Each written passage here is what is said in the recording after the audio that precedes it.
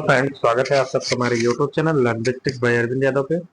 चलिए आज हम लोग जो है एनसीईआरटी कक्षा 7 जो है साइंस में जो है हम लोग पढ़ेंगे। चैप्टर है प्रकाश।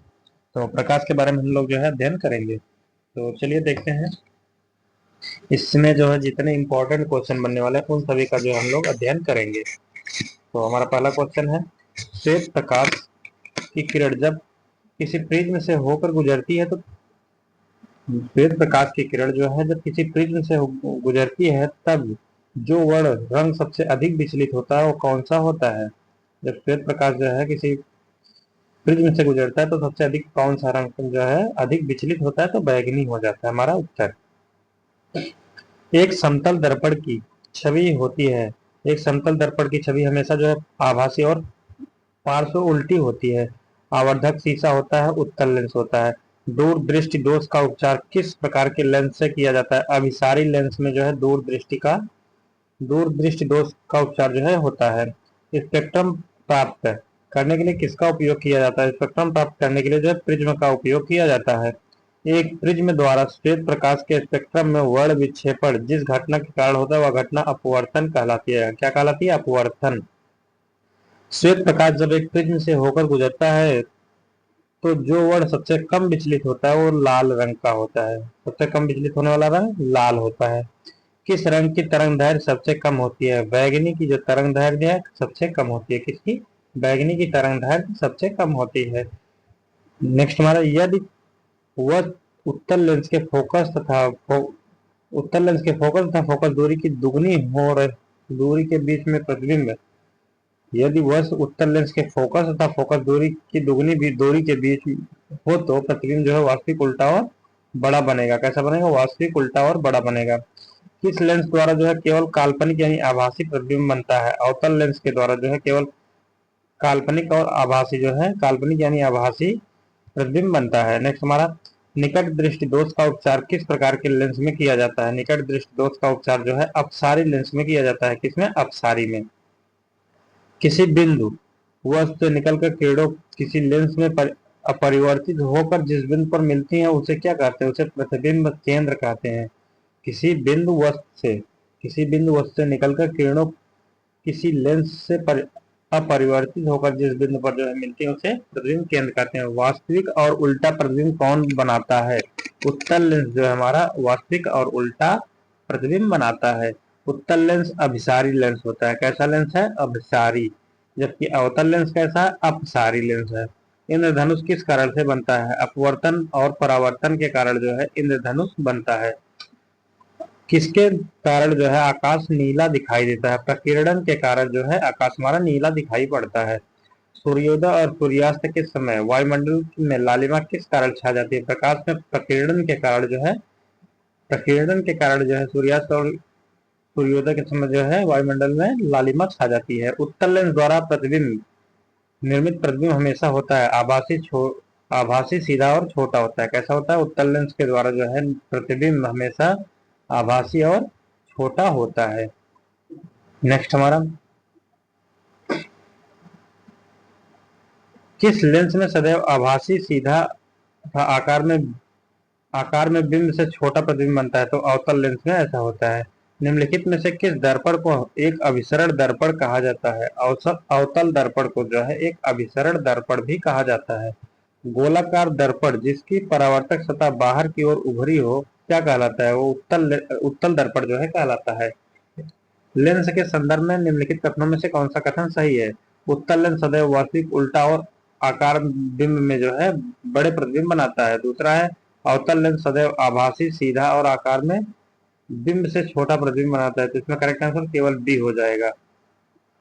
चिकित्सकों द्वारा जो है आंख, नाक तथा गले के निरीक्षण करने के लिए किस दर्पण का प्रयोग किया जाता है? तो अवतल दर्पण का जो है प्रयोग किया जाता है। निर्गत किरण और अभिलंब के बीच कोण को क्या कहते हैं? निर्गत किरण और अभिलंब के बीच जो है निर्गत कोण को जो है क्या कहते हैं? निर्गत कोण कहा जाता है। एक साधारण सूक्ष्मदर्शी में कम फोकस लेंस होता है। एक साधारण सूक्ष्मदर्शी में जो है कम फोकस वाला लेंस होता है। किसमें? उत्तल लेंस में।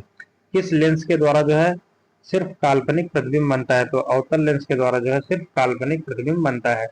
उत्तल लेंस किनारों की अपेक्षा बीच में मोटा होता है। उत्तल लेंस कैसा होता है? किनारों की अपेक्षा जो है बीच में मोटा होता है। सोलर कुकर में प्रयोग किया जाता है अवतल दर्पण का।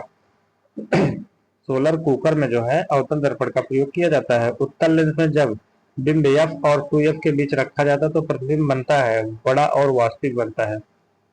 प्रतिबिंब कैसा बनता है? बड़ा और वास्तविक बनता है। अवतल दर्पण के ध्रुव और मुख्य फोकस के बीच रखे बिंब का प्रतिबिंब बिंब का प्रतिबिंब की प्रकृति कैसी होती है? आभासी और सीधी होती है। अवतल दर्पण के मुख्य फोकस पर रखे बिंब की प्रतिबिंब की स्थिति कैसी होती है? अनंत पर होती है। अवतल लेंस के सामने अनंत पर रखे बिंब की प्रतिबिंब की स्थिति कैसी होती है? फोकस स्थिति होती है, फोकस पर होती है। एक वस्तु को अवतल दर्पण के सामने उसके फोकस बिंदु और वक्रता केंद्र के बीच स्थित एक बिंदु पर रखा गया है। निर्मित होने वाली छवि होगी वास्तविक और उल्टी होगी। कैसी होगी? वास्तविक और उल्टी होगी। नेक्स्ट हमारा, एक वस्तु को उत्तल दर्पण के सामने अनंत और दर्पण के ध्रुव के बीच स्थित एक बिंदु पर रखा जाता है तो निर्मित होने वाली छवि होगी आभासी और छोटी होगी। कैसी होगी? आभासी और छोटी होगी। नेक्स्ट हमारा क्वेश्चन नंबर 36 है, गोली दर्पण के ध्रुव और वक्रता त्रिज्या से गुजरने वाली रेखा क्या कहलाती है? गोली दर्पण के जो है ध्रुव और वक्रता त्रिज्या से गुजरने वाली रेखा जो है क्या कहलाती है? मुख्य अक्ष कहलाती है। फोकस बिंदु तथा ध्रुव के बीच की दूरी क्या कहते हैं? फोकस बिंदु और ध्रुव के बीच की दूरी को जो है फोकस बिंदु कहते हैं। फोकस बिंदु और ध्रुव के बीच की दूरी को फोकस दूरी कहते हैं। सॉरी, फिर से देखते हैं हम लोग। फोकस बिंदु तथा ध्रुव के बीच की दूरी को फोकस बिंदु कहते हैं। यहाँ पे थोड़ा सा जो है मिस हुआ है, चाहे फोकस दूरी या फोकस लेंस। नेक्स्ट हमारा, वास्तविक तथा उल्टा प्रतिबिंब कौन बनाता है? तो अवतल दर्पण जो है वास्तविक और उल्टा प्रतिबिंब बनाता है। सीधा और आभासी आकार में बिंब से छोटा किस दर्पण में प्रतिबिंब बनता है? तो उत्तल दर्पण में बनता है। तो इसमें जो हमारे 62 क्वेश्चन है, तो चलिए देखते हैं नेक्स्ट। समतल दर्पण में समतल दर्पण के संदर्भ में कौन सा ऑप्शन सही है? समतल दर्पण द्वारा प्रतिबिंब सीधा, आभासी और बिंब के समान आकार का बंद होता है। सही है। समतल दर्पण द्वारा बने प्रतिबिंब में बिंब का वाम भाग प्रतिबिंब के दक्षिणी भाग से जो है भाग भाग की भांति जो है दिखाई देता है। तो ये दोनों जो है सही है। जब प्रकाश किसी दर्पण पर पड़ता है तो दर्पण अपने ऊपर पड़ने वाले प्रकाश की दिशा बदल देता है। दर्पण द्वारा प्रकाश की दिशा का यह परिवर्तन क्या कहलाता है? प्रकाश का परावर्तन कहलाता है।